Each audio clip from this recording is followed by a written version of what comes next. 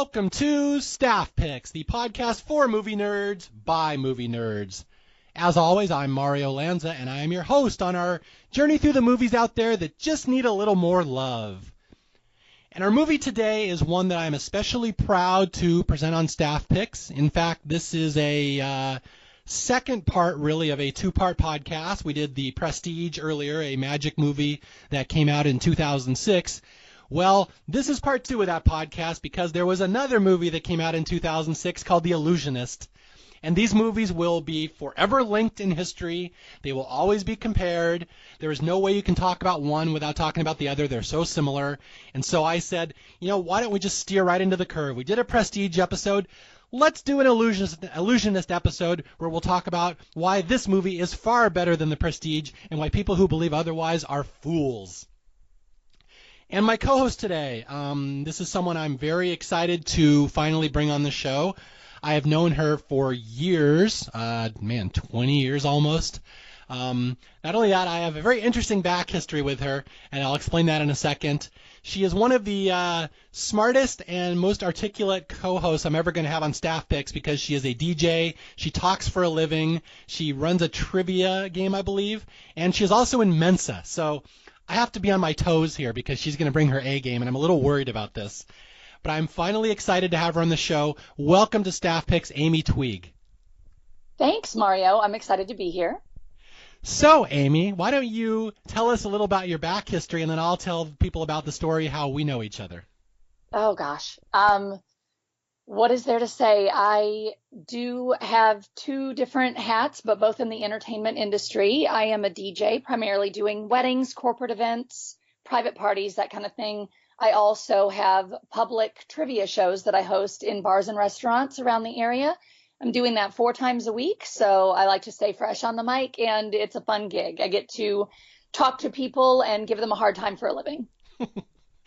Now, the back history with Amy that I have to talk about, I'm not sure that you want me to go into this, but I will. Is that many years ago, Amy and I knew each other from the reality TV world and the world of online role-playing games. Amy, do you know where we're going with this? Okinawa. Yes. I ran a Survivor online role-playing game called Survivor Okinawa many years ago, and Amy was one of the players. And I will say, the other players hate me saying this, but Amy was my favorite player. You tell everybody that. Joni was your favorite player. Chris was your favorite player. Yes, but I ended up writing a story after the game. I ran this game and I wrote a story, and it was basically all about Amy and how awesome she is. So you are the first person I have ever had on Staff Picks that I've literally written a book for. Well, that's something, I guess. Thank you for the honor. Yes. So anyway, speaking of people who worship other people, let's talk about Edward Norton here. Are you? Yes. Okay, let's get into this. The Illusionist. Explain to people what this movie is.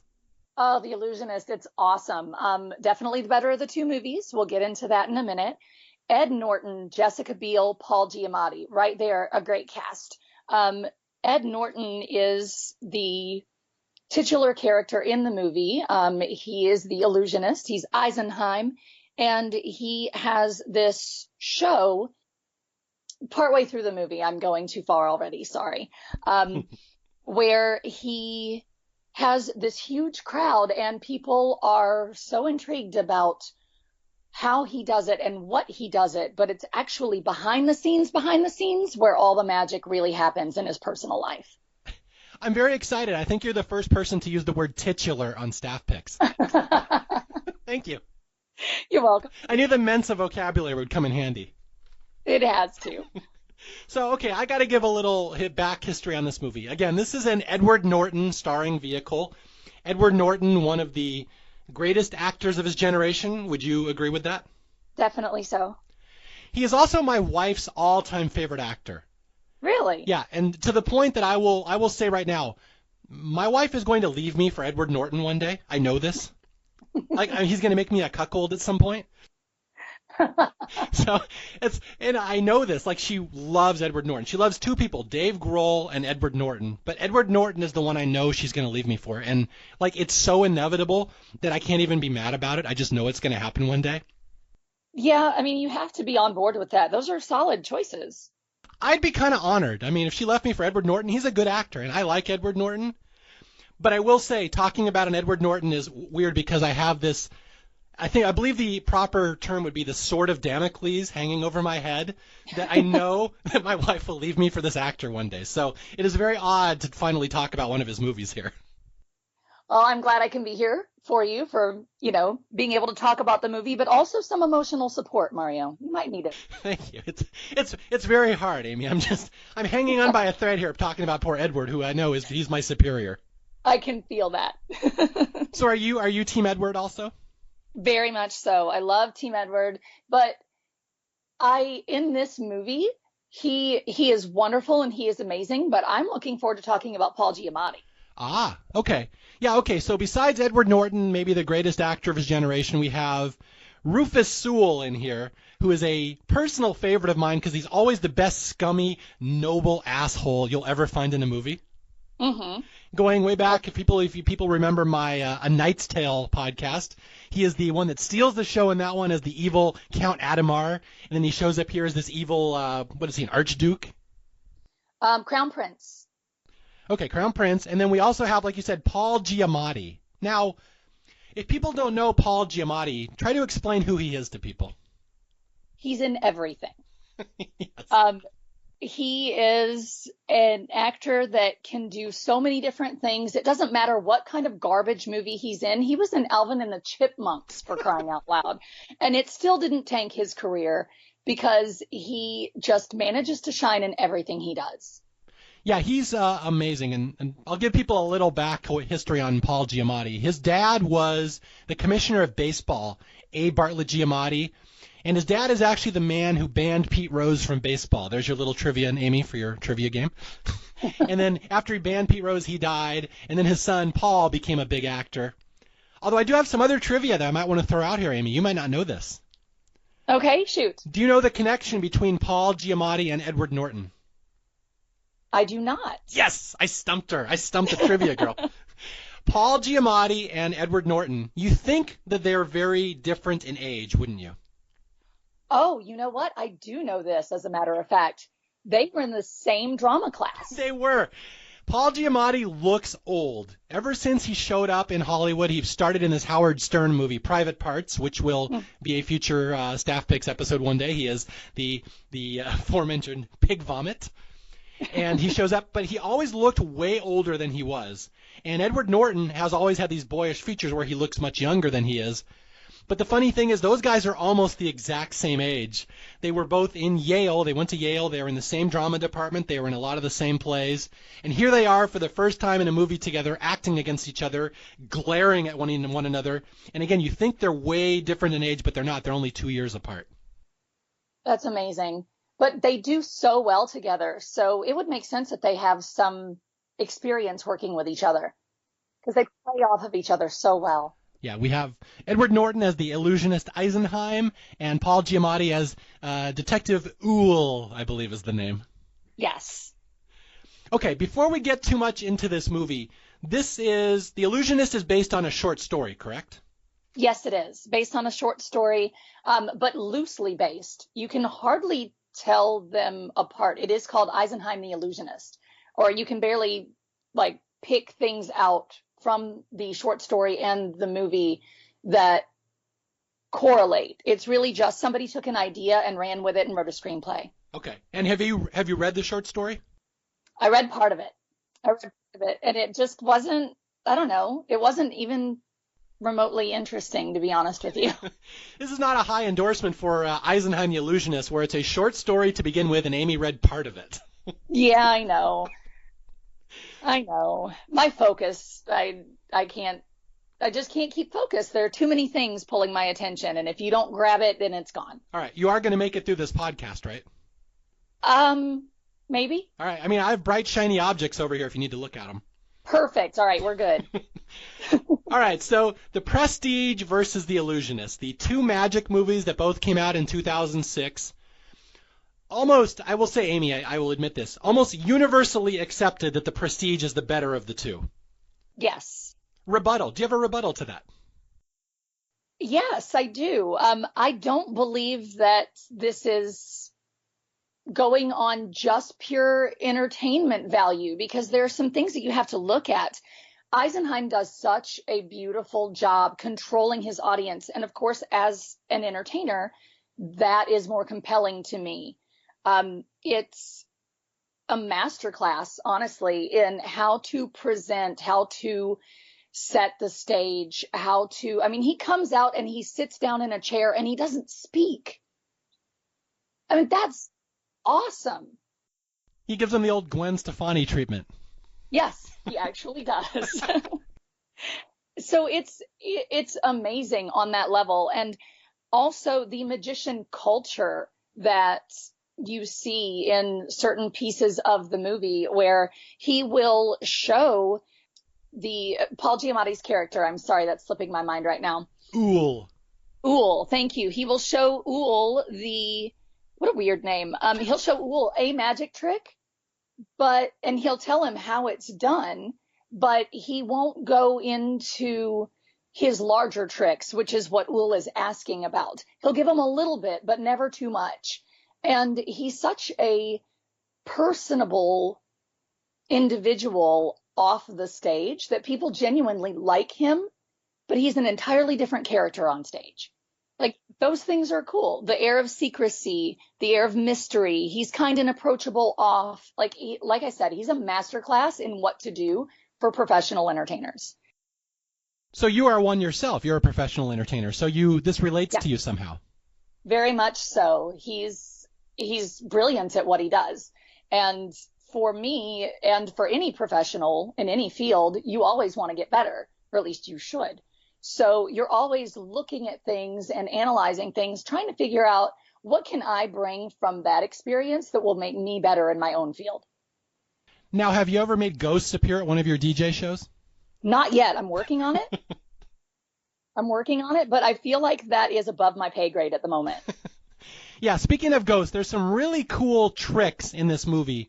And I will just give a quick summary of why I could make the argument that The Illusionist is better than The Prestige. Prestige fans be damned. And my argument is that everything that happens in this movie could actually happen.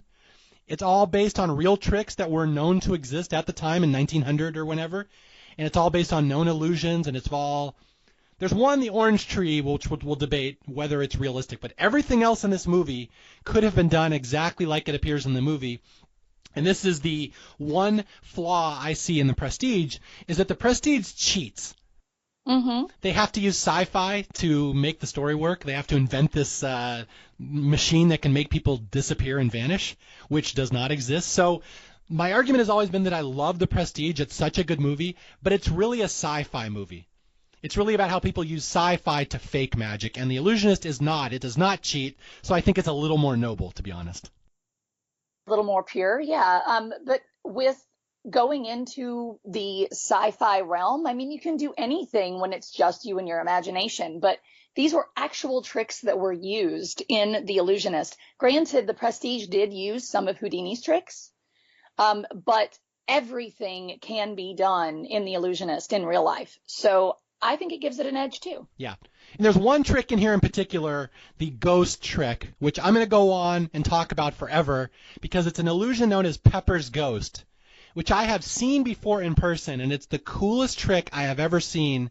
And Amy and I talked about this before the podcast. So that's the whole premise of why I want to go into The Illusionist, because I want to talk about Pepper's Ghost and how cool it is. So get ready for that one, Amy. Yeah, you thought this was about The Illusionist. In turn, it's about Pepper's Ghost. Hang on, guys. Now, one more thing before we get into the movie here is that I just wrote in my notes the other day, is that there's another big difference between The Prestige and The Illusionist. And it's real simple in that I wrote, The Prestige has a very negative view of human nature, and it's very negative. It's a dark, cynical movie.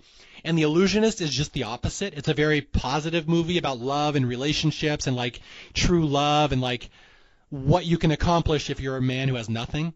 So that's the other big difference I noticed between the two movies, that one of them is very positive and one of them is very negative. So I'm very excited to talk about the positive one this time. Okay, that sounds good. Also, to go off of that, you could also note that every character in The Illusionist is nuanced. No one is 100% good or 100% bad. Even the Crown Prince at the end, toward the end of the movie, when he has, the gun in his hand, He's talking about everything that he believes he's done in his power to save the country.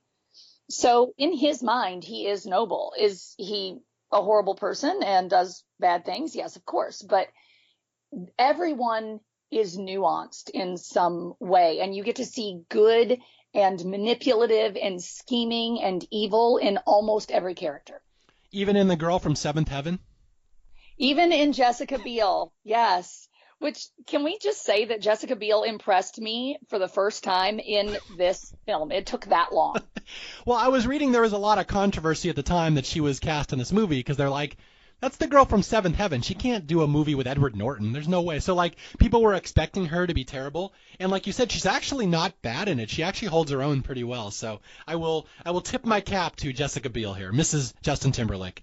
Absolutely. All right. So are you ready to delve into the storyline here? I'm very ready. All right. So again, the setting of this movie is in Vienna. Now, do we know the year? Did they ever say? I would assume it's right around 1900 or rather somewhere. I don't think they ever said. Okay. That's part of the illusion. You have to guess. There we go. So the movie opens and it's all kind of told in flashback. We start in this, there's a magic show in 1900, and again, this is historically accurate. They did have these big stage magicians at the time. It was a big deal. These guys would go from town to town and put on their show, and this guy Eisenheim is putting on a show, and then all of a sudden what he's doing is he's summoning these ghosts. He's summoning people back from the dead, and what happens at the start of the movie, I'm just racing through this because it's not important. It'll come back later, but the cops rush on the stage. They say, "You cannot summon ghosts. We're going to arrest you." And there's all this hubbub, and this guy Eisenheim, Edward Norton, gets arrested for summoning ghosts and disturbing the peace. And we find out that this is something he's been warned not to do before. Like, you've been told this is the last straw, you're going to jail. And then basically from this point on, it's all a flashback. We see how we got to this point. Yes, we get to see how everything was created. We are at that moment, and then we're thrown back into Eisenheim's childhood. Yeah, although if I recall, it's kind of a Brady Bunch movie opening here, where the Archduke is like, "What's his story? Tell us about his name, or tell us how did Eisenheim become this illusionist?" Then we flash back to his story. So it's kind of a fun little, like they do in the Brady Bunch movie. What's the Brady's story? And then we go right into the theme music. Yes. So let's talk about the flashback here. We start with very young Eisenheim, and tell us about his history. He's not a rich boy, is he? No, he's not. We find out later in the movie, actually, he's a cabinet maker's son. And he happens upon a traveling magician one day. So the story goes. No one knows for sure. And the magician does a couple of cool tricks, fascinates Eisenheim. And according to the legend, as it were, both the traveling magician and the tree that he's leaning upon disappear as soon as he's done with his tricks. So this leads Eisenheim to be consumed by and completely focused on magic. So you see him in little flashback clips spending all of his time learning these different tricks alone in his room, which is very sparse because, again, he and his family are poor. And he's sort of a strange child. He does not fit in with the other kids in the streets of Vienna. Not at all. Not at all. You see him being heckled when he's walking along, holding an egg on a stick and keeping it balanced. The kids all want him to drop it. They're not rooting for him. They don't care. He's being bullied, is what you're saying. Yes. Yes. Thanks, Mario. Exactly. I'm like a thesaurus. That's what I do. I appreciate that. So Eisenheim is just this weird little kid in Vienna walking around, practicing his little illusions, and just, again, he was consumed by how cool it was that this traveling magician taught him how to do these tricks.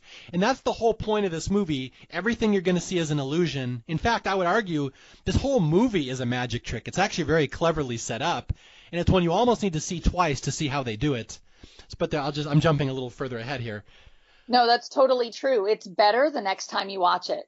Yeah, there's only one part of this magic trick in this movie that I'm not 100% sure they pull off, but we'll talk about that at the end.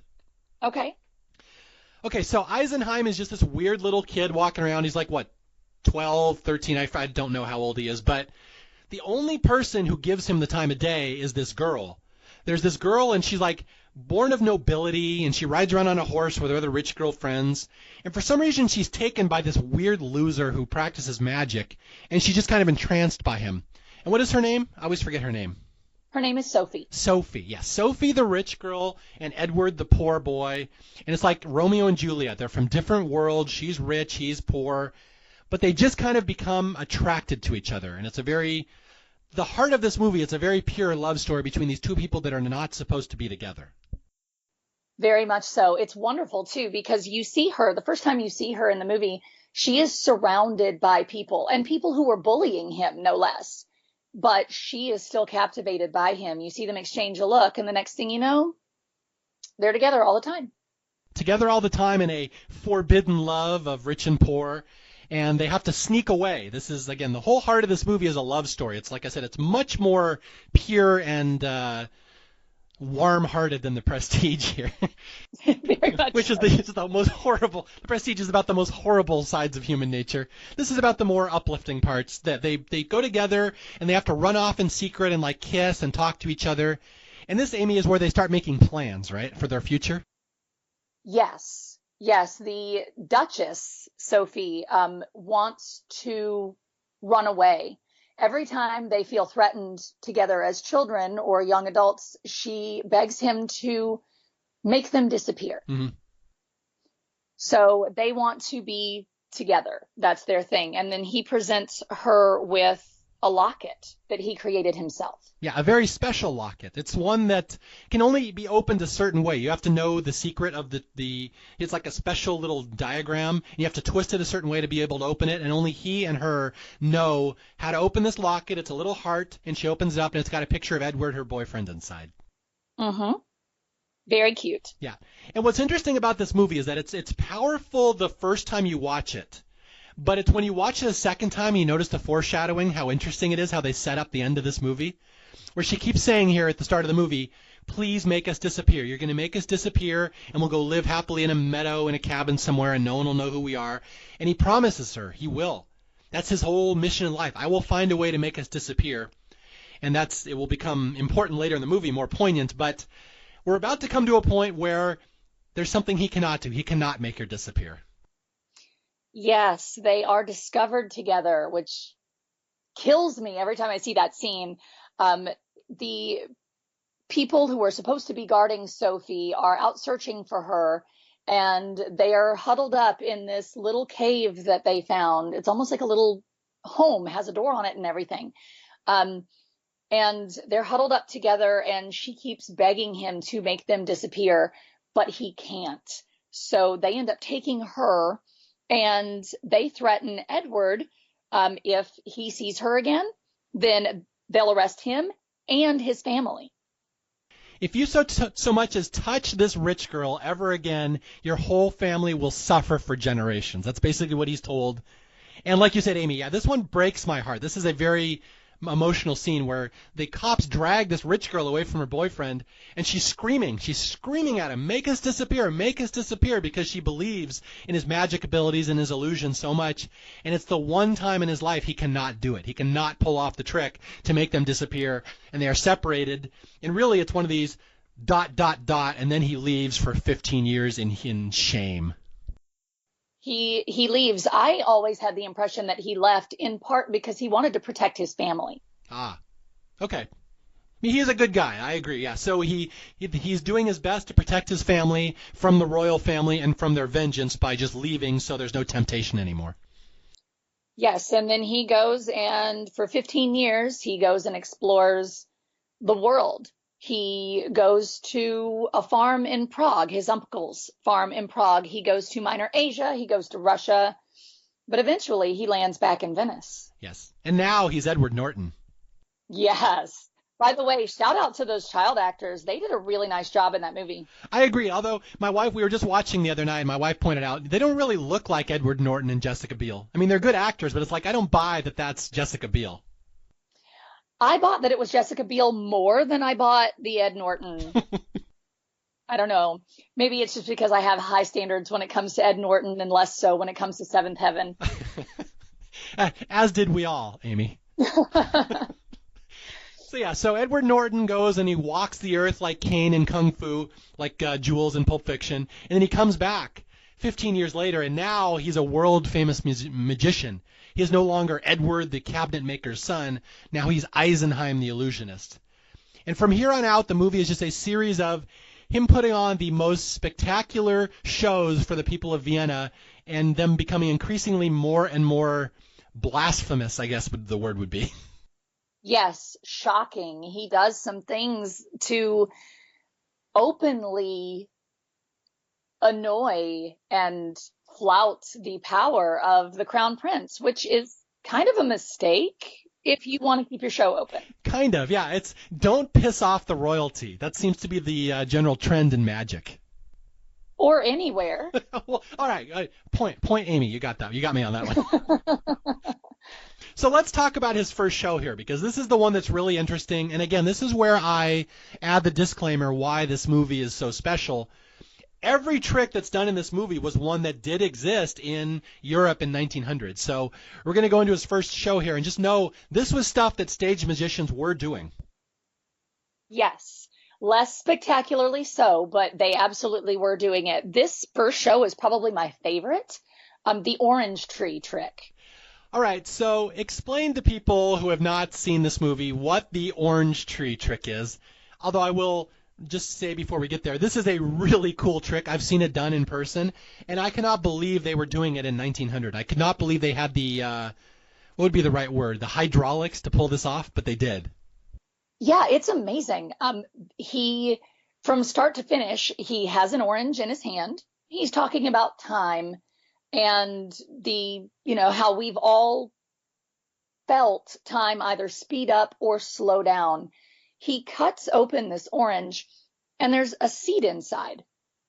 He takes the seed over to a bucket that is sitting on a table, places it inside, and magically, obviously, the tree starts to grow. It's a small sprout, and then slowly it continues to grow into a full-grown tree with fruit on it.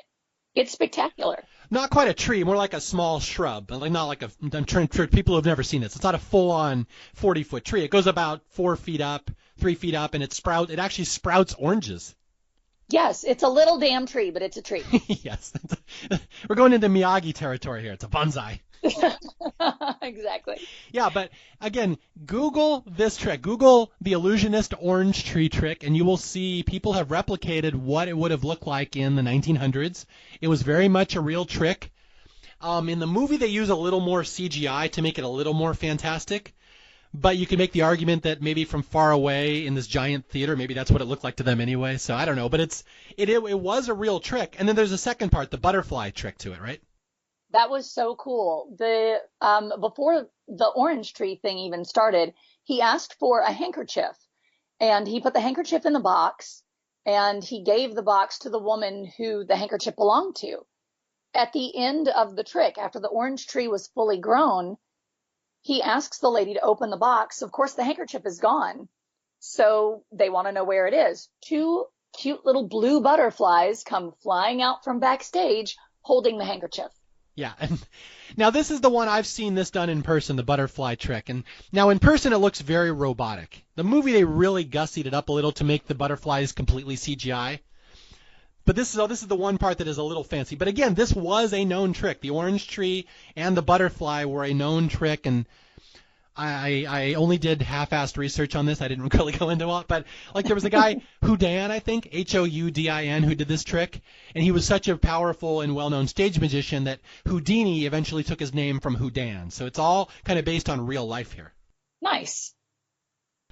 Okay, so all this was real magic, and all this was done in real life exactly like this. It might not have looked like this, and this is the point of contention I've gotten in with people that like this movie perhaps a little less than Amy and I do. They say, well, you say they don't cheat in The Illusionist, they don't use fake magic. They kind of use CGI in that orange tree and butterfly trick. They make it look better than it would have. And I'm like, yeah, maybe it did. You can make the argument this is what it would look like to the audience. And I actually had a friend, Josh Muir, who was just on my Demolition Man podcast. He made a joke last night that I have to share. He said, well, in Vienna, in a big stage in 1900, everyone would have been on opium. So that's probably what it would have looked like anyway. So I'll once again point Joshua. That was a good point. Very excellent point. So at the end of the show, Eisenheim has pulled out this really amazing orange tree and butterfly trick, and everyone in the crowd is amazed. And this is where we meet the second big character in the movie, Detective Uhl. Detective Uhl, he is fascinated by this trick. He's applauding probably harder than anyone else in the room. He's like an amateur magician. Yes, he dabbles in close-up magic, card tricks, coins, sleight of hand, but he's never been able to do anything like this before. So he has almost a reverent relationship with Eisenheim the first time they talk. Yeah, they will have a really interesting relationship. And like you said at the start of the movie, this is really, and not just an Edward Norton movie, it's an Edward Norton and Paul Giamatti, that they will have a really, it's not quite antagonistic. They will have a very interesting, deep relationship in that this inspector technically works for the Crown Prince. He works for royalty, but he is a poor son of a butcher, just like Eisenheim. He's a poor, he's like a commoner. So he has an affinity for Eisenheim, even though he knows he shouldn't encourage it. Yes, absolutely. He is one of those characters that he has to do his job, but he remembers where he came from and he relates to Eisenheim and puts him on a little bit of a pedestal in the beginning of the movie because this is this man that was a poor boy, but now he's traveling the world doing magic. In the back of Inspector Uhl's mind, I'm thinking he's a little jealous. Yeah, this is the life he would have preferred. Yes. Although I will say, in keeping with Paul Giamatti tradition, he's about 30 years old in this movie, and he looks 60. Isn't that horrible? He will age gracefully into an old man, much like my hero Norm Macdonald. They were always old people. You'll never be able to tell the difference. Yes. So, yeah, Uhl goes backstage, and he wants to learn more about Eisenheim's illusions. And Eisenheim's like, hell no, I don't tell my illusions. And Uhl's like, please, you got to tell me that orange trick. He goes, I am, like Amy said, I dabble in magic. I can do this. I just have not done it this well. And Eisenheim's like, bitch, no, I don't think so.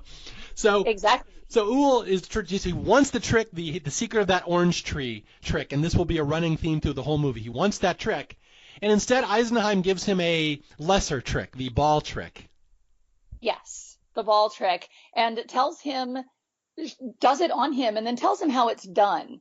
And you can see Inspector Uhl, he's genuinely charmed by having the secret and being able to share that with Eisenheim. He's charmed enough where, for the moment, he forgets about the whole orange tree thing. I should point out the same charmed, entranced look that Uhl has when he looks at Eisenheim is the same look my wife gets when we watch an Edward Norton movie. It's very dangerous. I'm like, could you avert your eyes and just not look at him, please? Well, he's just that charming. We love Ed Norton. What can we say?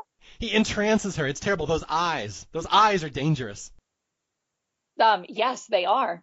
Are you okay? Do you need a minute? I'm okay. We'll cut this part out if I start weeping. Okay, that sounds good.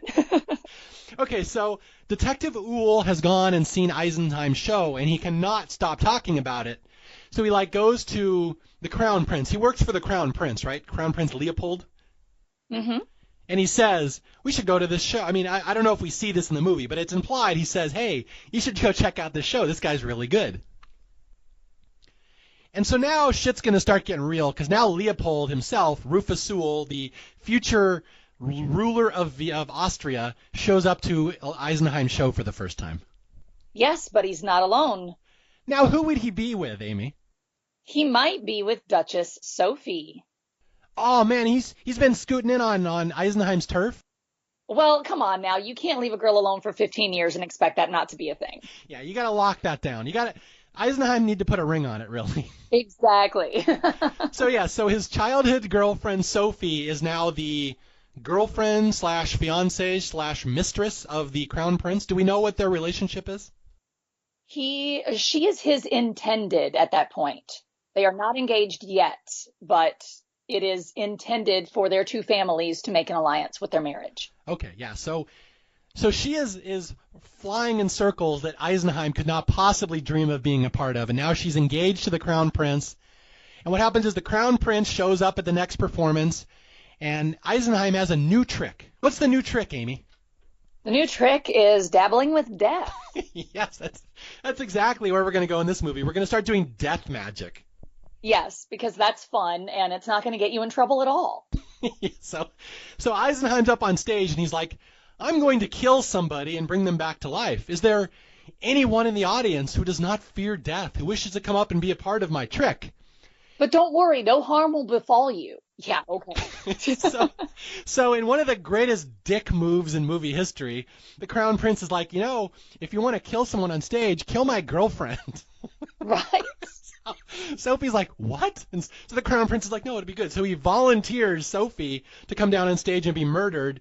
And this is where we get an impromptu, reunion on stage of young childhood lovers Sophie and Edward.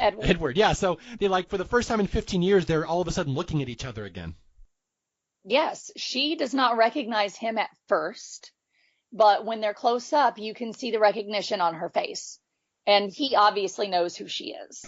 I'm going to steal a Monty Python Holy Grail line here and say, I didn't recognize you at first, Eisenheim. And he's like, why not? And she's like, you didn't have shit all over you. Right. You clean up well. I don't know who you are anymore. It's such an intense scene, though, because the two of them, and maybe it's just from my entertainer perspective, but the two of them are sitting there and they're staring at each other. And he's slowly going through the intro to this trick, but they're never taking their eyes off of each other.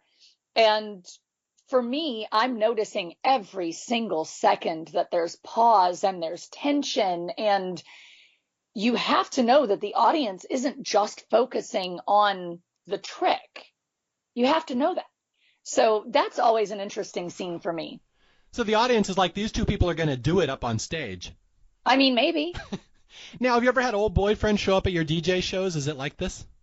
I have had that happen, and no, it's not like that. Have you ever killed them and made their soul appear? Only in my dreams. Yeah. So that's the trick. So Eisenheim pretends to kill Sophie. She's looking into a mirror, and she's got this creepy red robe on. And all of a sudden, the reflection in the mirror is not her anymore. Like, she's doing movements, and the reflection isn't doing them. And all of a sudden, someone comes up behind her and kills her with a sword in the mirror. And she's like, what the hell just happened? And, Edward makes her pass out. It's this really kind of morbid, creepy trick. And then, our little ghost of her floats out of the mirror. Like, he's actually killed her on stage, and the audience is like, whoa, we just went to next level magic here. It was phenomenal, and everybody was impressed by it. But there's that scene again where he catches her as she, quote unquote, dies, as she passes out. And they're very close and personal. If I were Eisenheim, I would not be that close and personal with the Crown Prince's fiance. Yeah, he's crossing a line here. The hands do not touch the future leader of the country. Exactly. And this is the first line of many that he crosses. He's the constant line crosser. Okay, so yes.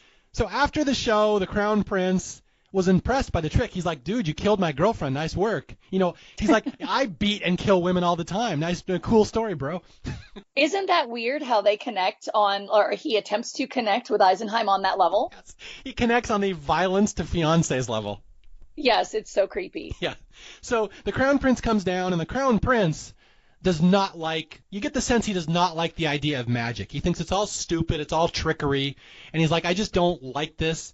And he tries to embarrass Eisenheim right off the bat. He's like, do you claim supernatural powers, son? And Eisenheim's like, well, I never said that. I just putting on a show.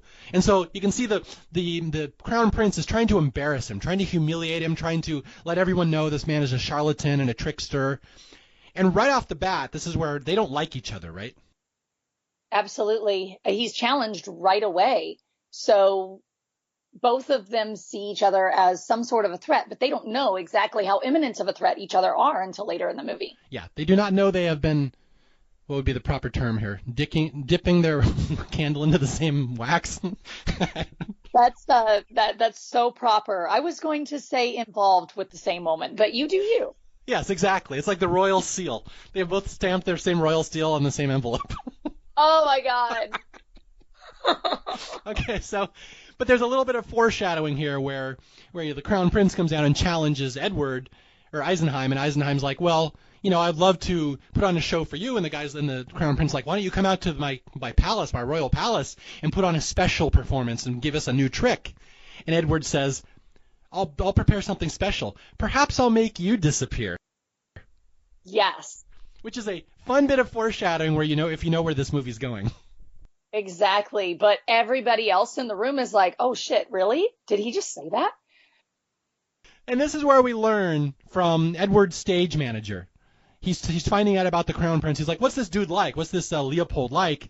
And he finds out conveniently that, Leopold is a horrible human being who murders his mistresses and beats them senselessly, and he's just horrible to every woman he has ever been with.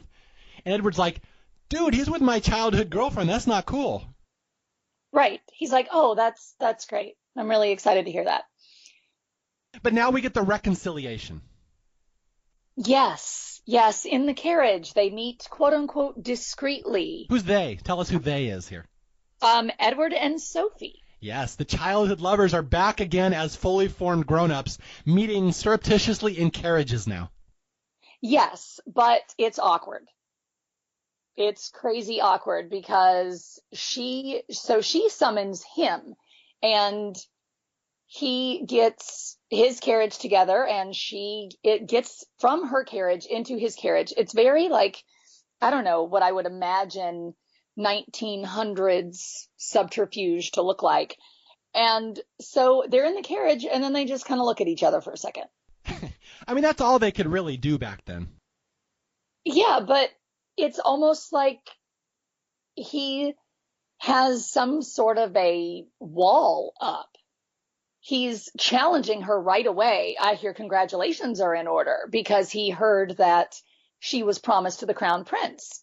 And he basically just wants to know, like, why am I here? What do you want with me? Okay, so the die has been cast. They now know about each other, and they both know each other's situation. Although he finds out, he doesn't find out here but we learn as an audience, she still has the locket that he made for her many years ago. Yes, she still wears it. All right, so there's still some feelings going on there, and Edward may not be aware of this yet. No, well, how can he? He's been gone for 15 damn years. He was hanging out with his uncle when he should have been hanging out with his girlfriend. Yeah, well, Prague. I guess Prague is beautiful that time of years. Yes. So this is where the story is going to start to get complicated, that Sophie, the betrothed of the High Crown Prince, has been sneaking off to visit this poor, lowly magician, and Detective Uhl, who of course knows everything, has found this out. His spies have said, she's been sneaking off to talk to the magician, and Uhl's like, oh crap, this is not going to end well for anybody. So Uhl now summons Eisenheim into a little meeting, and this is where we get this one of the better scenes in the movie, where Uhl just tries to figure out what's going on here, and how do you know the Duchess? It's interesting because he asks that question immediately, but he prefaces it with, this is not going to sound friendly, but it's exactly the opposite. And when he asks the question, Eisenheim, of course, does say, like, yeah, you're right, it doesn't sound friendly, but Uhl goes on to explain that it is, because I'm actually asking you what's going on instead of assuming and going after you. Yeah, that's a really well-acted scene, and I think I read somewhere that there's no better starers in Hollywood than Paul Giamatti and Edward Norton when they just stare at each other. So true. It was I hate to use the word intense again, but it was like they were just staring at each other, and it was one of those things where you couldn't stop watching them watching each other. Yeah, and Uhl even says here, there's a really great line. So many great quotes in this movie, and you just kind of catch them the more you watch it, where he says, I'm giving you a favor. I'm giving you some advice here as a friend who grew up a poor laborer just like you did. Don't fool yourself that you can play in their game. I can tell you with certainty there's no trick that they have not seen. Yes, absolutely. And that's when you get a little bit of a crack in Eisenheim's stare. because now he's not challenging Eisenheim as a musician. He's challenging him as a person that isn't on the level that is worthy of the Duchess, of a woman that he's wanted for so long. Mm-hmm. So now it's personal. And again, besides personal, there's also the professional challenges from magician to magician here, where he says, there's no trick you can pull off they've never seen. And you can almost see it in Eisenheim's eyes, because this is the point in the movie that everything from here on out, the rest of the movie, is a trick that they have never seen. That's true. That's true. He's just pushing himself harder and harder, and this is where it gets really creepy in his shows. Okay. So here we go. From here on out, the magic trick begins, the magic of the illusionist, and they have hinted at it earlier in the movie that everything you see is going to be an illusion. Get ready for it. And they're going to pull the wool right over your eyes. So we go to the royal performance. This is where Eisenheim shows up at the royal palace, and he puts on a personal show for the Archduke and for all of his royal cronies. And explain this show. This is a fun one, Amy. Oh, wow. So everyone is sitting there, the lights are low, and he starts off with a very simple trick, a portrait of the emperor, the crown prince's father, just appears on the canvas.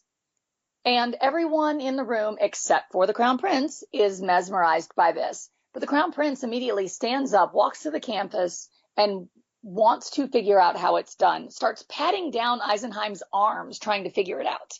Like, essentially ruining the show, and some of the people in his audience tell him so. Sit down, Prince. Right? Yeah, Eisenheim will do his show, but after every trick, Leopold will come up and basically call BS on it and ruin the show for everybody. So it's really again, as a professional, this is not professional courtesy. You do not do that to your entertainer. No, absolutely not. I know entertainers who would walk over that. But it does show a certain misplaced nobility in the crown prince's character, because at one point he says, Eisenheim is trying to trick you. He's trying to fool you. I am just trying to show you the truth of things. And he believes that he's doing that with the country as well. He's sorely misplaced, but he truly believes that. And so he's understandably salty about it when people are telling him just sit down and enjoy the show.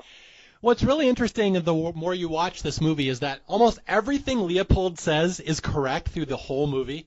It's just no one believes him, and plus because he's the villain, you don't care. Yes. But he is correct about every single thing he says.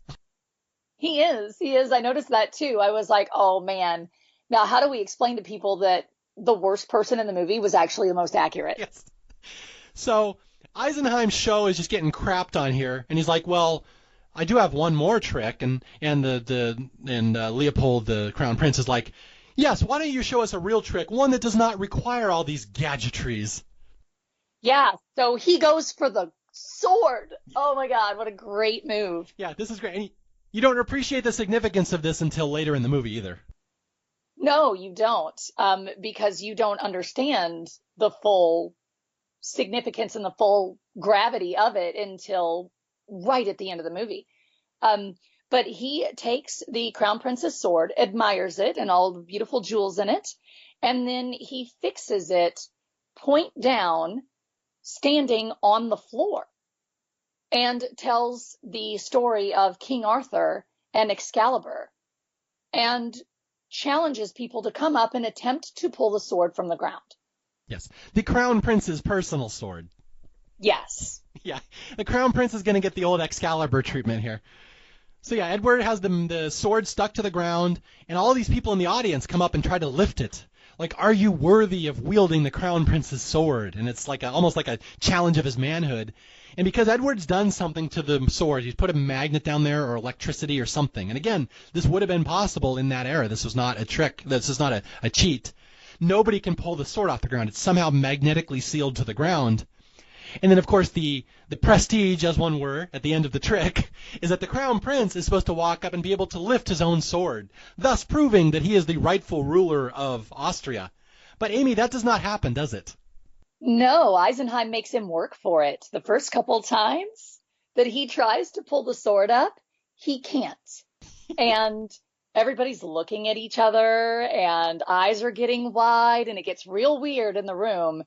And finally, after the two of them lock eyes for a minute, he relents and he allows the crown prince to lift his own sword. And then, of course, he says, the rightful owner, blah, blah, blah. But you can tell everybody in the room is feeling real weird about it. Oh, yeah. He just humiliated the future leader of Austria by not allowing him to lift his own sword that had been given to him by divine birth. Yes, so he's basically challenging the crown prince's authority in front of all of these important people. And we're going to spoil, Amy, let's spoil this at the end of the movie, what exactly is going on here. The trick that's going on here. I don't want to talk about what really happened in this scene. For now, all you have to know is that Edward has taken the sword and has challenged the prince, and the prince is pissed. Mm-hmm. He is so angry about it, and you'll find out that this is not going to be the last time that he's challenged on any level by Eisenheim. His authority, his affection, if you want to call it affection, with Sophie, all of it. Eisenheim is just going to basically single-handedly pick apart this guy from now until the end of the movie. I'm going to make you disappear would be the optimal phrase there. Yes. All right, so he has humiliated the crown prince, and naturally after the show, the crown prince immediately shuts down everything. This show is over. You cannot embarrass me in my own palace. And not only does he end the show there, he tells his royal guards, shut down Eisenheim's show permanently. Drive him out of the city. He is not to practice magic in Vienna again.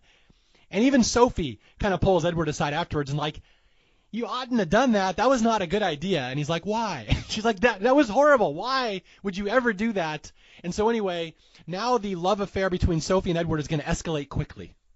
Yes, it heats up because after this performance, he's back at his home and Sophie comes up riding alone on her white horse. White horse is important for later.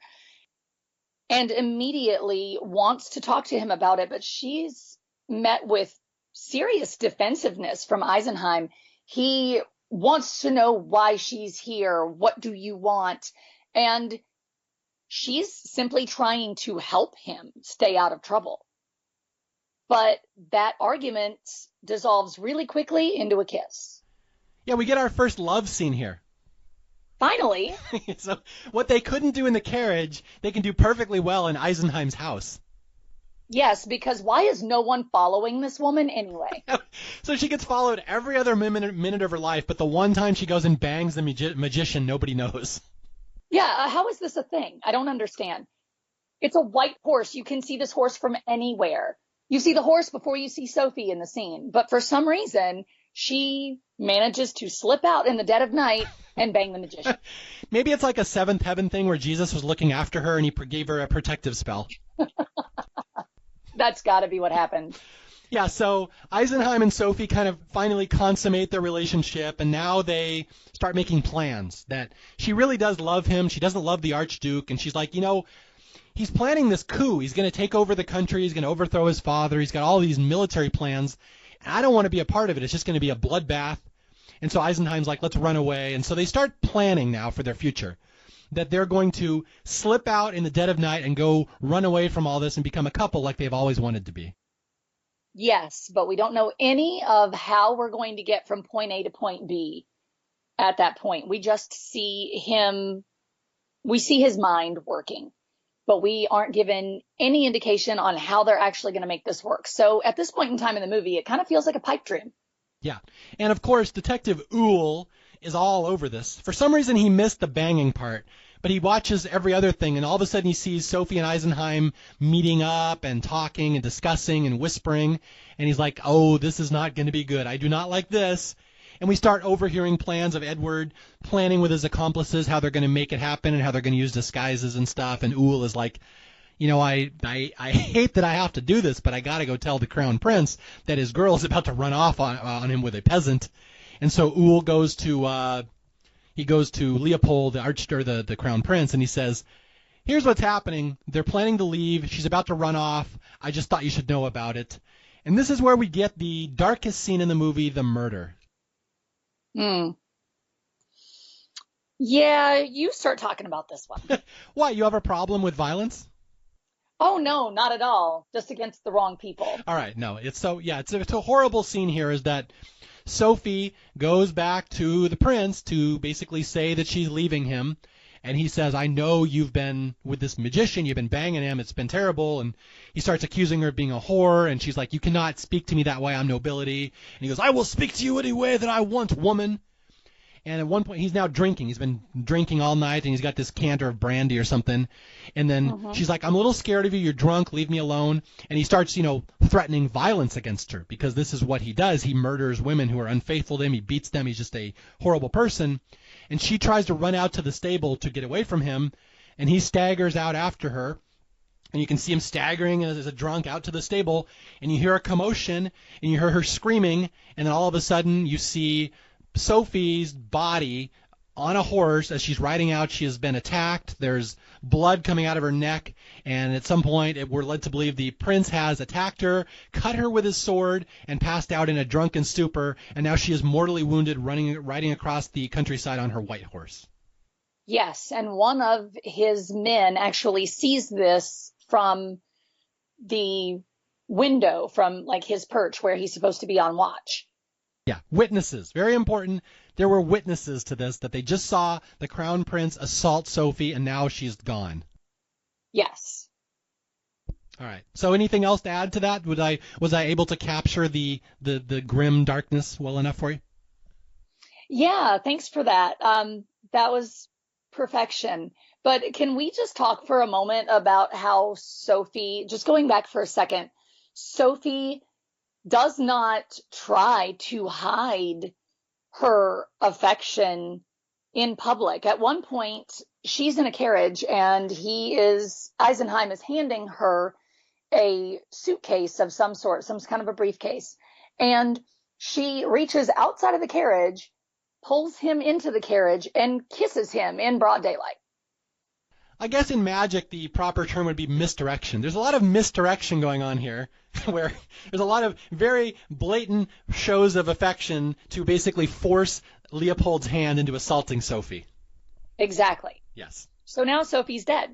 So let's talk about the reveal scene here. So Eisenheim is waiting. He and Sophie are supposed to run away together, and he's waiting outside at night, knowing she's supposed to ride up in her horse, and she never shows up.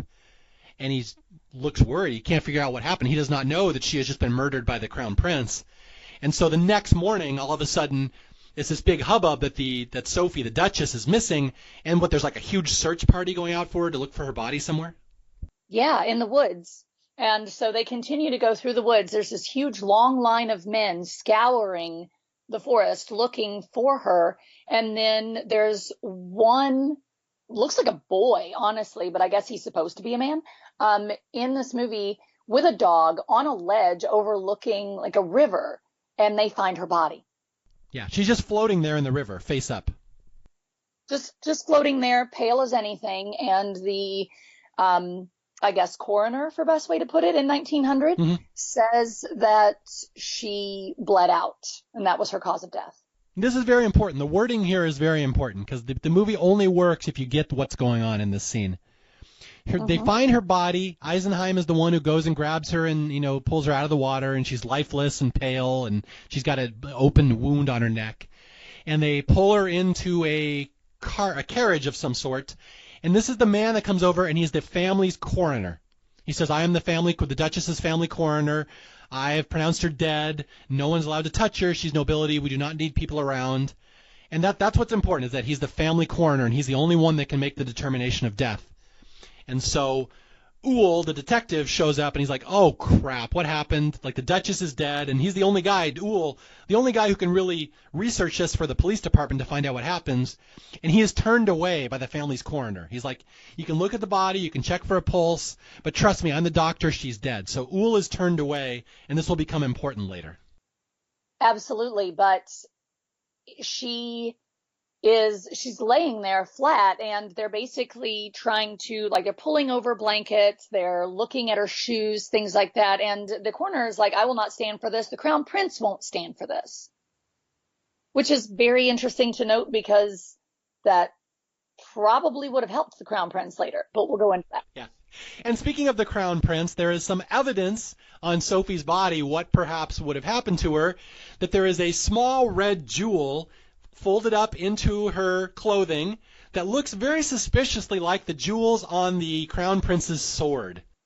Yes, we got a good look at it earlier, and now all of a sudden this tiny red gem shows up in the folds of Sophie's dress. And Uhl knows that gem. He's like, oh, crap. Mm-hmm. So he knows this is now a really big story. This is now an OJ level story where the Crown Prince has just murdered his girlfriend and all the media is about to find out about it. So Uhl goes back to the palace to investigate, and he looks around and he sees blood in the straw where she was cut. He sees a commotion in the stable. He knows. He's like, uh-oh, this is not going to be good. Nope. And he sees something shiny in the hay, but he's pulled away at that time by one of his other officers. We need to get out of here now because the Crown Prince is arriving all of a sudden.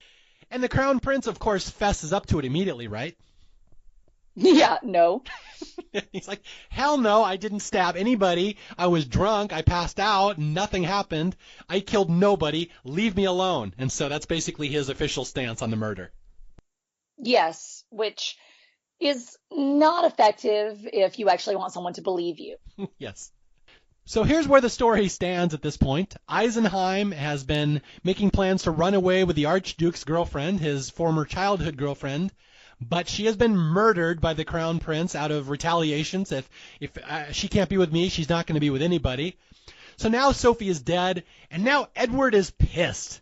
And this is where we get, for the last 45 minutes of this movie, revenge magic. Yes, which is the coolest kind of magic.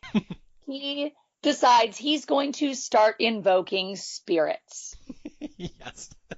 Yeah, this is great. This is just anger. This is vengeance magic at its best. That Eisenheim's new show that he has opened, and he has brought in an entirely new crew of stagehands. These all Chinese stagehands. All he does now is he summons ghosts. He has a little mirror or a little table, and a ghost will appear on his stage, and a ghost will start telling the story of how they died and who put them here. So you can kind of see where this one might be going. Yeah, we're going to start off small and then, I don't know, maybe conjure the Duchess. Yes. So why don't you explain some of these shows? Because these are fun, just the audience, watching the audience react to this stuff.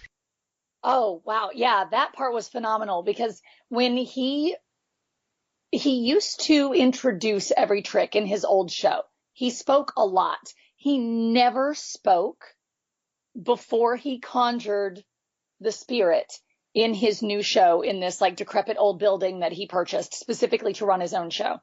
He is now older. He's looking drained. He looks as if he's focusing all of his energy into conjuring the spirit, and then he more or less collapses in the chair that he's sitting in. The spirit will look around, and the crowd starts going nuts and starts like shouting questions at the spirit, and they'll answer a couple of them, but the spirit's never on the stage for longer than 30 seconds or so. So you get like an answer or two, but then the spirit evaporates, curtains down, we're done here. But they are now convinced that he can speak with the dead. Yeah. So he has this new, amazing audience of people who want to contact their dead and their loved ones. And they go every night to watch him conjure someone new in the hopes that they're that person's loved one. Yeah, and what's funny is it's very intricate, this whole section of the movie where Eisenheim is summoning these ghosts, but he never actually says who the ghost is. The audience will start asking, and the audience determines who it is. So it's a very clever line he's straddling here, trying not to be arrested for fraud. Like, Eisenheim never claims this is your dead son. Someone in the audience says, that looks like my dead son, and everyone's like, oh my God. And it's very clever, and I will talk about this more later in the podcast.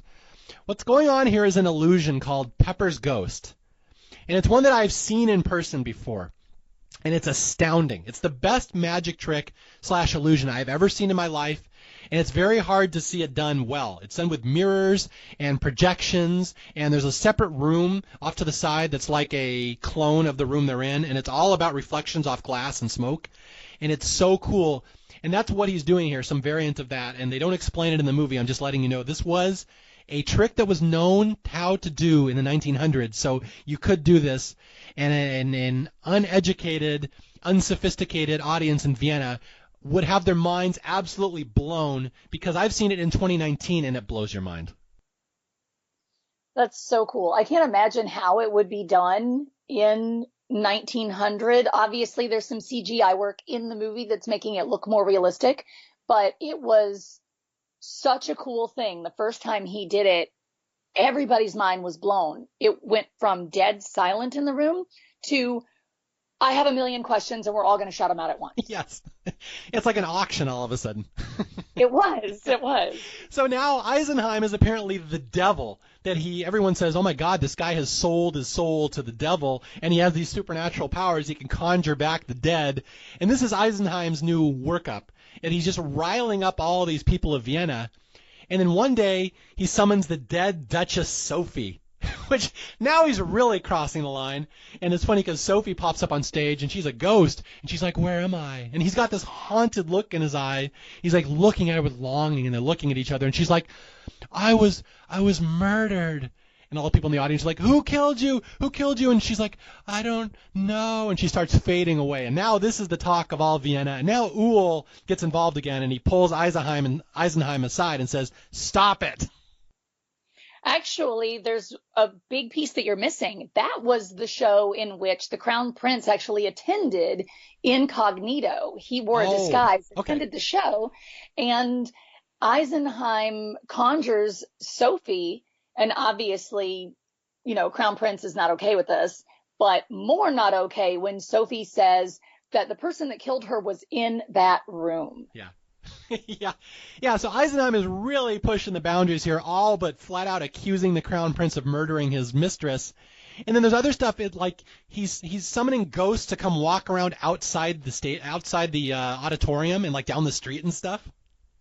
Yeah. Oh my gosh. Yeah. That scared a couple people, but whatever, it's fine. Yeah. So they think Eisenheim's flat out the devil now, and like Amy said, the Crown Prince has shown up to one of the performances, and Sophie appears, and Sophie says, someone in this room killed me, and he's like looking around trying not to get people to stare at him. So it's really crossing the line, and again, Eisenheim gets arrested, right? This is where Uhl pulls him into jail, says, you're going to jail for fraud right now. Yes. There's a part where he's questioning Eisenheim, like, you need to tell me exactly how this is being done, or you're going to be arrested for fraud.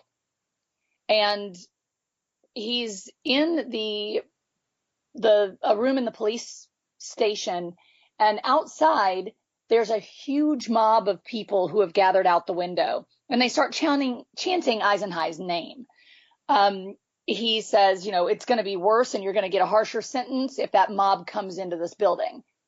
So Eisenheim goes and turns those people away, tells them that this is just a trick and he did not mean to deceive anyone, but this is only entertainment. He cannot actually raise the dead.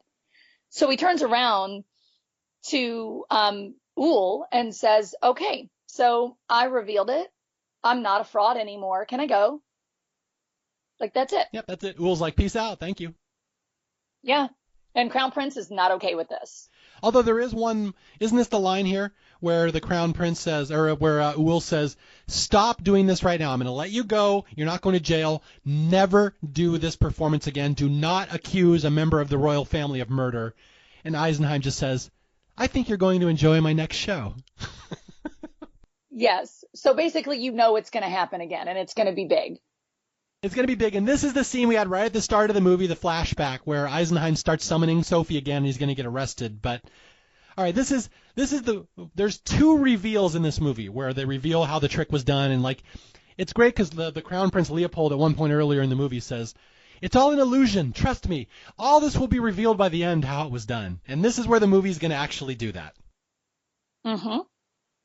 Absolutely. Yeah, so explain the final performance here. This is a really kind of a showstopper. I love this scene.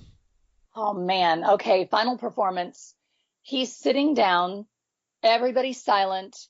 Of course, Uhl is in the crowd just wanting to know what's going to happen next because he brought all of his officers in because the minute he does something untoward, he's going to get arrested, and we want to make sure that Eisenheim cannot escape.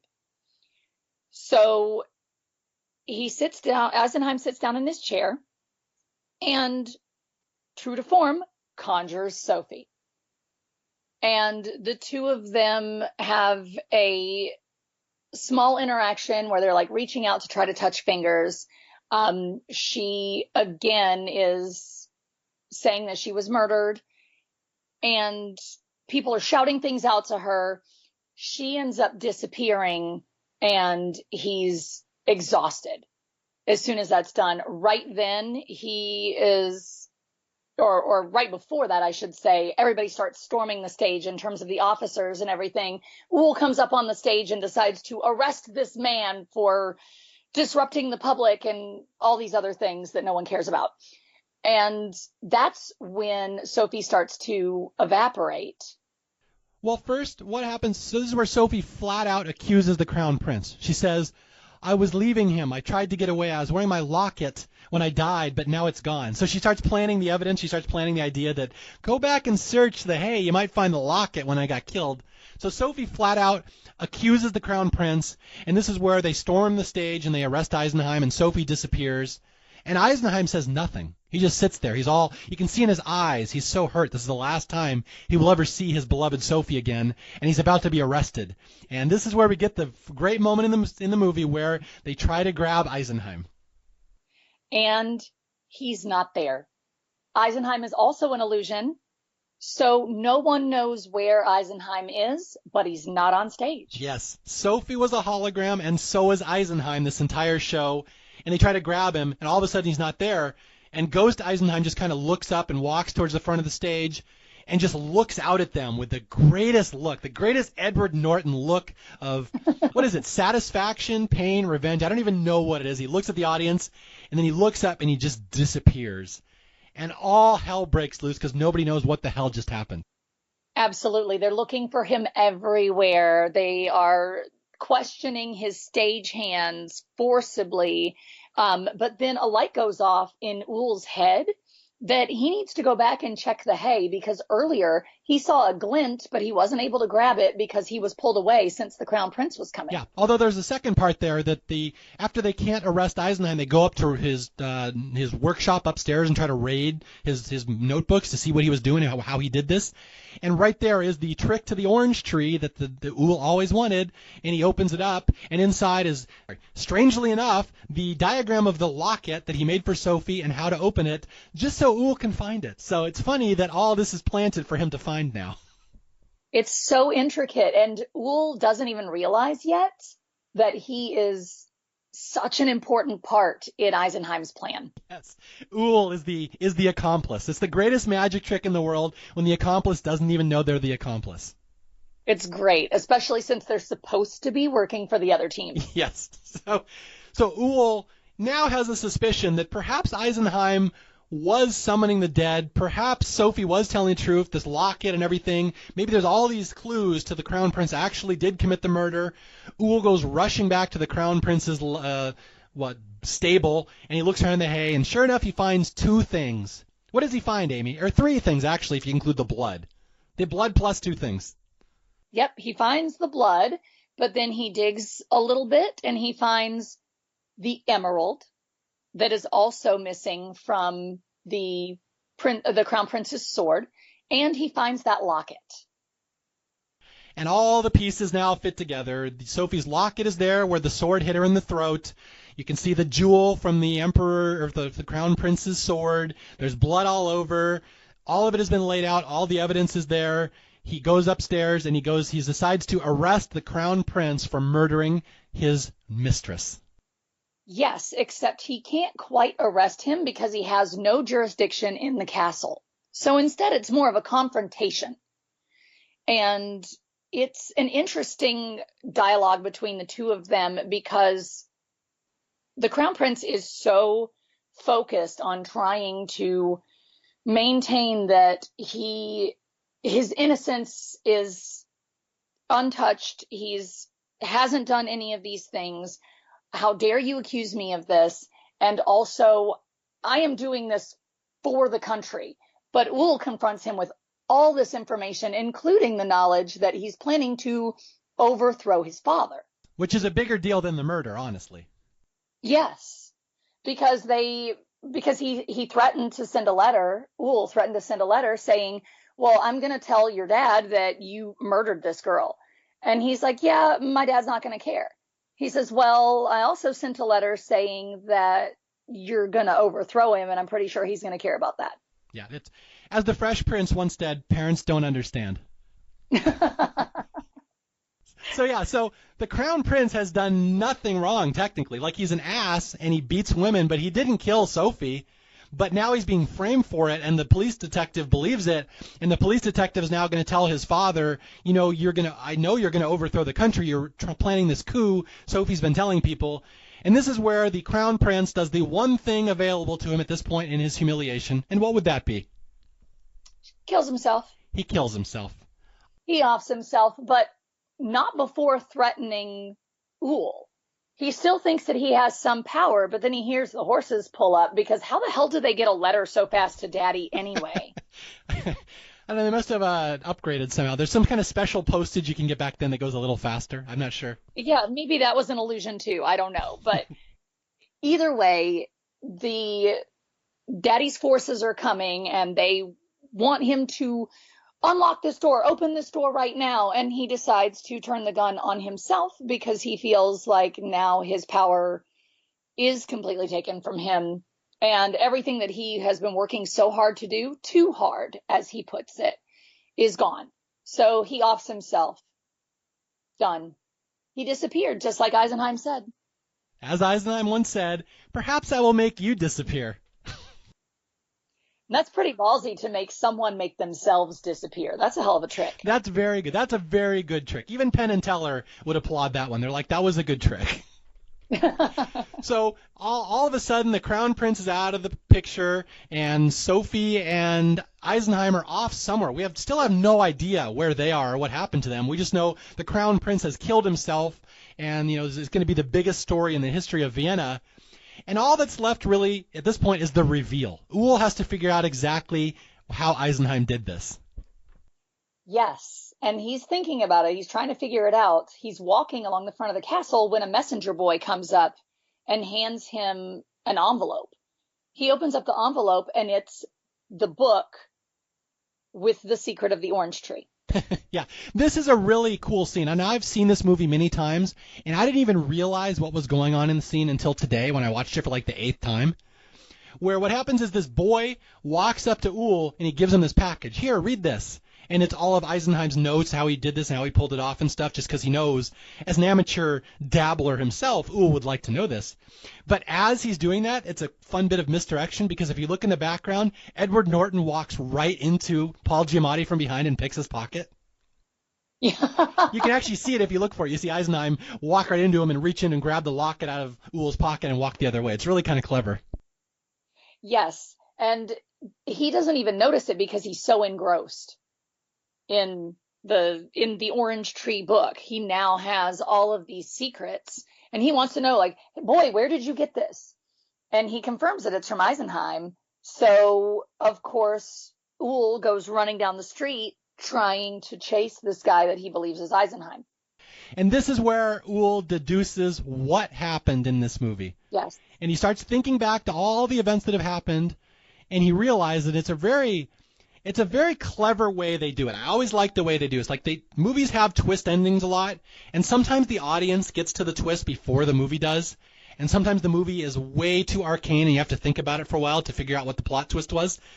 I love the reveal in this one because they explain it exactly the same pace as you figure it out. It's really neat. It is neat, and I love the fact that even if there's something you haven't quite figured out yet, they show it to you. So you're able to put all of the pieces together instead of just the ones that you picked up from maybe the first time watching the movie. Okay, so this is the point where we say there's spoilers here, although we're kind of spoiled the movie already. But at this point, if you really want to watch it for yourself, go watch it and watch this reveal, which is really cool. And I'd argue is an even better reveal than the Prestige, because the Prestige cheats.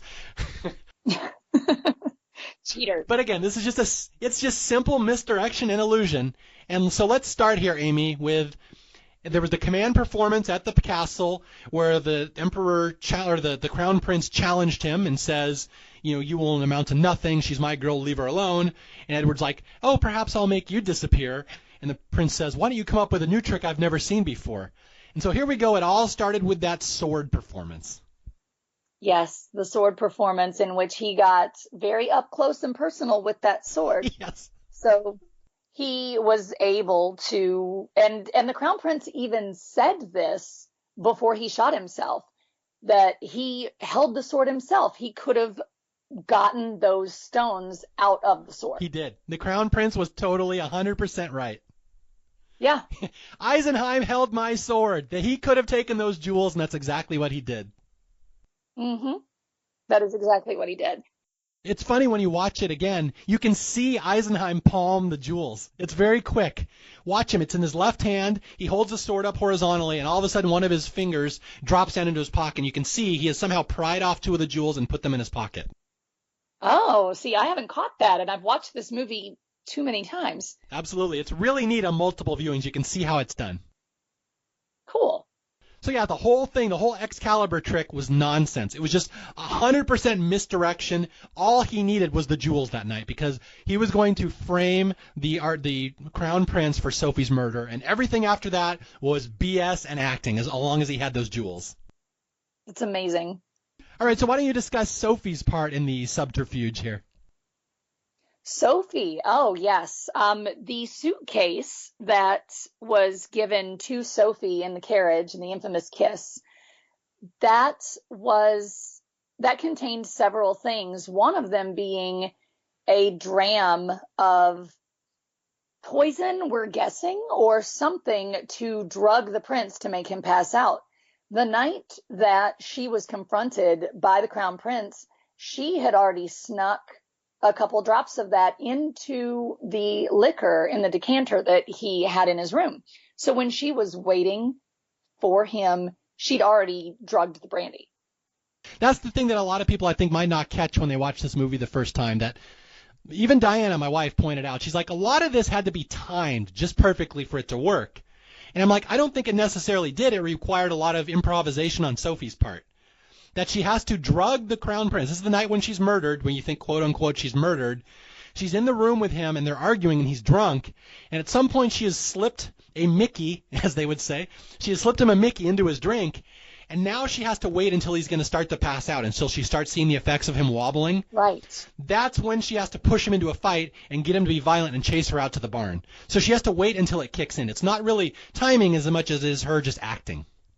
It is timing, though, because he ended up passing out in the barn. So if she had done it wrong, he would have passed out before they would have gotten that done. That's true, but you could always argue that she would have made it look like he killed her up in the office.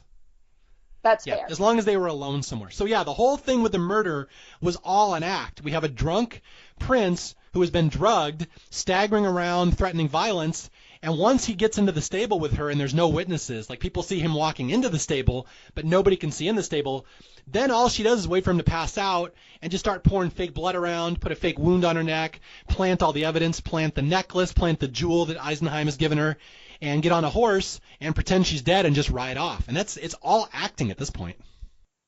Mm-hmm. It's all deception. Misdirection. Misdirection. Perfect word here. And so now we get the tricky part of the trick. The one thing that I'm not sure they can explain. It may fall apart a little here, Amy. Do you know which part I'm talking about here? No, I don't. How do they get her pulse to stop? Because Uhl checks her pulse. That's a great question. I thought that maybe she took more of the dram or the poison, kind of a Romeo and Juliet thing, as you mentioned earlier. And because you see in the flashback, or not in the flashback, but in the flashes of clips that explain it, you see Eisenheim giving her some sort of something to revive her. Yes, we saw that, but we didn't see the part where she passes out. No, we didn't see that part. But my best guess is that she took some of the same thing that she gave him.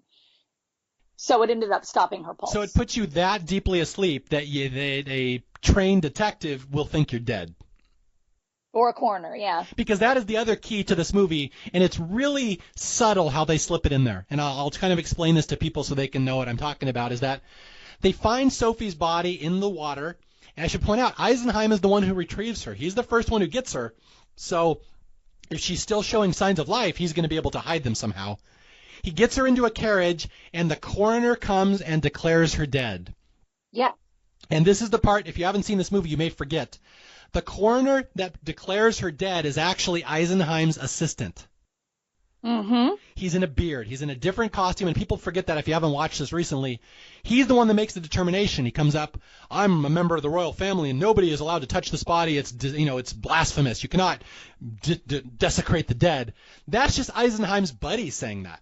So they're buying time. No public is allowed to come view the body. The only person that is allowed to view the body is Uhl, who touches her neck and searches for signs for life for about 15 seconds. That's the key. They have to make sure there's no signs of life in those 15 seconds. Yes, and it's interesting because as soon as they start investigating a little deeper, that's when the coroner gets super protective and invokes the Crown Prince's name to get Uhl to back off. So at this point, what we have is a murder scene that has been staged, a drunk crown prince with a history of violence, and witnesses who saw him walking after Sophie, threatening her with violence and staggering, with his sword drawn, I might add. Yes. And we have Sophie and Eisenheim perfectly alive and healthy and happy and hiding. And now Eisenheim comes up with his revenge plan, which is just basically, again, Pepper's ghost. He's going to just make Sophie appear over and over until he drives the prince mad and the cops start investigating him and they find the crime scene, and then hopefully he'll be arrested and or kill himself. And all that happened. It all worked out great. As the great Hannibal Smith would have said, I love when a plan comes together. And it's great, and it all works out, and Uhl figures it out at the same time as the audience, and he tries to go catch Eisenheim, who is now escaping Austria in a train with his beloved Sophie. They are going to escape, as they've always wanted to. He made her disappear. Think back to the flashback where she said, make me disappear, and he couldn't do it. 15 years later, he did, and they go and live happily ever after. And Uhl, what is Uhl's reaction, Amy? Is he angry about this? This is the best part of the entire movie, in my opinion. Uhl laughs about it. Uhl has it all put together and laughs and has so much respect for the wool being pulled over everyone's eyes, including his own. He knows when he's been beat. Yeah. And instead of being angry or having some sort of revenge situation, he just has mad respect for it. And I think he's genuinely happy that the two of them get their happy ending. Yeah, that's the thing. He always had a begrudging respect for Eisenheim, the poor cabinet maker's son who somehow made it big. And despite all the warnings, somehow did find a trick that the royal family had never seen before. He made this asshole of a crown prince disappear. And Uhl's like, I got to tip my cap. That was pretty cool. Exactly, especially when Uhl started really figuring out who the crown prince really was and started thinking for himself. He became more Team Eisenheim than he did Team Leopold. So, and I think that in some way it was also an honor for him to be such an intricate, unknowing, but intricate part of this plot. Yeah, he just loved being part of magic. He dabbles in magic. Yeah, and he sure did. And I got to give a shout out here to the wonderful crazy eyes of Paul Giamatti during that last grin and clap. Absolutely. I think you made this joke the other day, like at the end of your life, all you want is that Paul Giamatti to clap and applaud at how pleased he was with your life. Yes. Who doesn't want that? Who does not want that? And when we're going back to the overall argument of what makes The Illusionist better than The Prestige, can we please just put two of these actors head to head that both starred in Alvin and the Chipmunks? We have Paul Giamatti and we have Jason Lee. No one gives a damn about Jason Lee anymore, but Paul Giamatti's making money. That's the best argument I've ever heard. The Alvin and the Chipmunks corollary, as they say in math. 7 degrees. You got to put it together. So anyway, just a wonderful movie, and it's so elegant. That's the one word Diana used when we were watching it last night. She's like, this movie's so elegant. It's well staged and shot, and the costumes are so beautiful. And even like the cinematography, I don't know if you noticed the way it flickers. It flickers like an old-timey movie. And there's certain points where it's shot through like a I don't know the name of it. There's a special lens that makes the screen look like a circle, not a rectangle. It's like an old-timey way of shooting the movie. Mm-hmm. It's just really well done. There's lots of little touches in this, and that's why, like, I do love The Prestige. I think it's a great movie. I gushed about it in our last podcast, but don't sleep on this one. This is equally as good in different ways. So it's such a beautiful movie, and it's got such wonderful actors and acting, and I just love that reveal. There's so many good things about it. It really is. It's one of those movies that if you watch it the first time, you get probably 75%, but you keep watching it and it gets better every time. And that's the mark of a good movie. Absolutely. Now, I want to talk about my Pepper's Ghost experience. I wanted to end the podcast with that. Are you cool with that? And I'm allowed to gush here for a second? Yeah, absolutely. Fanboy away. I was explaining Pepper's Ghost to Amy the other day, and I assumed you'd know about it, but you said this was kind of news to you. You'd never heard about it before? No, I hadn't. I hadn't been out to any of the places that you mentioned that had done it, except I didn't even realize that one of my favorite rides at the Magic Kingdom in Walt Disney World also uses this trick, Haunted Mansion. Yeah, Haunted Mansion is a very rudimentary form of it. There's more advanced versions. Basically, what Pepper's Ghost is there's a room, and there's usually glass in front of it, and there's a performer behind it. And the performer looks three-dimensional. You could look at him from any angle, any direction, and he's three-dimensional. And it looks 100% real. And what it is there's a parallel room off to the side where the actor is performing, and it's an exact clone of the room you're seeing, and it's all being projected out somehow into the main room. And I don't know how they do it. I would love to explain to you. I don't know how they do it. It's all projections and smoke and mirrors or something. It's really well done. And at the Haunted Mansion, when you're in the cars and the ghost is sitting next to you, that's a version of Pepper's Ghost. There's another one where the ghosts are dancing around in the ballroom. That's another Pepper's Ghost. And it's a really cool effect. I will say my personal experience with this is I saw Pepper's Ghost. It's the best effect I have ever seen in any production ever. And it was at the World's Fair in 1986. And I will ask Amy, our trivia expert, where was the World's Fair in 1986? Do you know? No. No, it was Vancouver. I would know that because I'm from Seattle. But in Vancouver, they had Expo 86. It was the big World's Fair. And all my class went up to Expo 86. It was only 3 hours from Seattle, so we just drove up there. And there was a show at Expo 86 called the Spirit Lodge. And it was you're just in this it's like a Native American cabin, and there's this pane of glass between you and the performer. On the other side of the glass, this guy acts out all these Native American legends, and he talks about, the history of wolf and coyote and spirit, and it's supposed to be all reverential towards Native American religion. And then at the end of the show, the guy disappears. He just flat out vanishes. And I remember seeing that when I was 12. I'm like, how the hell did they just do that? Because that guy was totally real. That was a real guy, you could tell. And here's the part of that trick that makes it tricky, and this is why I've never forgotten this, is that the guy was holding a cane the entire show. He's holding a wooden cane, and he's walking around and hobbling around the room. And at the end of the show, when he disappears, he vanishes into thin air, the cane does not disappear. The cane stands there by itself for a couple seconds and then falls over. 100% real. You can see it's a real piece of wood. And I'm like, how the hell did they do that? How did they make part of him disappear and not the other? And that has haunted me. That was 1986. It's 33 years later. That still haunts me how cool that effect was. And that's all Pepper's Ghost, I learned later. And what's funny is they took that trick in the Spirit Lodge in Expo 86 in Vancouver, and they moved it to Knott's Berry Farm in Anaheim, California. There's a lodge, or there's an attraction there called the Mystery Lodge in the very back of the park. And it's the old Spirit Lodge from Expo. Same show, same effect, same dude disappearing, same cane that doesn't disappear. And it baffles my mind every time I see it. I still cannot figure out how they do it. And it's one of those effects that's so good, I don't think most people even realize it, most of the audience. It's like too good an effect. Because that's one of those attractions nobody ever talks about. But I sit there and I'm like bouncing off the walls. Every time I see it, I'm like, this should be the thing that everyone talks about always. I've never seen an effect this good. So I'm just saying Pepper's Ghost was a real thing. And if you want to see it for yourself, go to Knott's Berry Farm and look in California and look for the Mystery Lodge.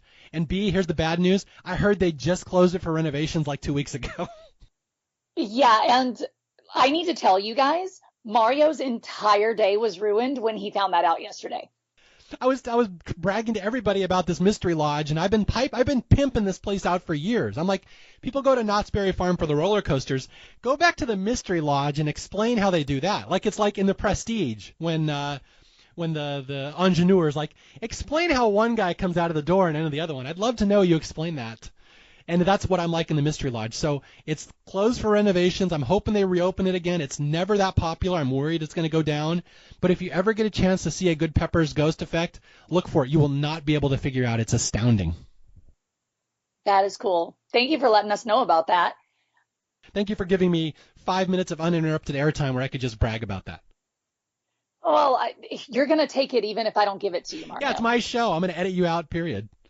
Well, fine. Then edit me out. You're going to miss half of the good stuff. All right. Anything else you have to say about The Illusionist or Paul Giamatti's Crazy Eyes or my future cuckold, Edward Norton, who's going to take my wife? My final thoughts on The Illusionist is just that it's one of those great movies that, unfortunately, because it does get lumped together with The Prestige so often, each one of them don't get all of the accolades that it deserves. Both of them kind of overshadow the other in other ways. So although I'm saying, yes, absolutely, The Illusionist is better, Prestige is still good in its own right, and it's just a damn shame that they were both released in 2006. Yeah, no, I agree. There's no reason that they had to compete. And like I said at the start, I consider one just a straight magic movie, a period movie, and one's a sci-fi movie. So I don't think they need to be compared. Although, to piggyback off what you just said, not only does this get overshadowed by The Prestige, Edward Norton's performance gets overshadowed by all the other amazing Edward Norton movies out there. True. Yeah, like someday I'm going to do Primal Fear on Staff Picks. Someday I'm going to do American History X. Like, those are like two of the greatest acting performances I've ever seen, and they're both Edward Norton. So, like, you kind of forget this one because this is like one of his lesser performances, but he's still amazing in this one because he's good in everything. He is. He's fantastic in everything, even the Italian Job, which he didn't want to do. He was forced into doing that movie because he had a contract to fulfill. So he didn't want to do the movie and made it very clear throughout the entire shooting of the movie. He didn't want to do Italian Job, but he was fantastic in it. Yeah, he's incredible. Like I said, I would be honored if my wife left me for him because he's so good. Well, I mean, I guess as long as you still get a room in the house, you'll be fine. Exactly. As long as he buys me popcorn every so often and maybe some candy or something. I don't know. There you go. Maybe he can actually show you how Pepper's Ghost was done. Oh, that would be so cool. I want to know how the orange trick was done. Orange tree. Well, there you go. Now you have something to look forward to when that happens. Great. Now I'm Ool. We've come full circle, and now I look like I'm 80. I'm 45. I look 80, and I'm Ool. There are worse things to be. This is what Staff Picks does to you. Well, then I'll only be on once. All right. Well, again, thank you for coming on, and I am going to challenge you because I want to get you back on here again. You will not be a one-timer. You will be at least a two-timer. So think of a second movie. I want to get you back on. You were a fun guest. Well, thanks so much for having me. I'll keep it in mind, and I'll let you know. All right. And please do not pick Death to Smoochie. No, I don't like it either. We're going to go somewhere else. Good. I was worried the Edward Norton streak would continue. No. Maybe another Paul Giamatti. Oh, Paul Giamatti. Okay, you can be my Private Parts co-host. Oh, done. You're the motherfucking Antichrist, Stern. Oh, my God. We're doing that. That's a thing. We're doing it. Okay, Private Parts with Amy. This will be in a couple of months. Anyway, again, my name is Mario Lanza. This is Staff Picks. If you need to reach me, you can reach me at staffpixpodcast@gmail.com or on Twitter @MarioJLanza. And again, until the next time, I'll be out there looking for more movies that deserve more love, and I'll try to find somebody interesting to come on and talk about them. Thanks for listening. I'll talk to you guys later. Goodbye.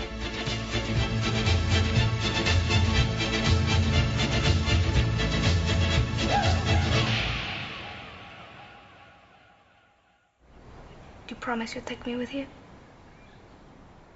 One day I will. One day we'll run away together. We'll disappear.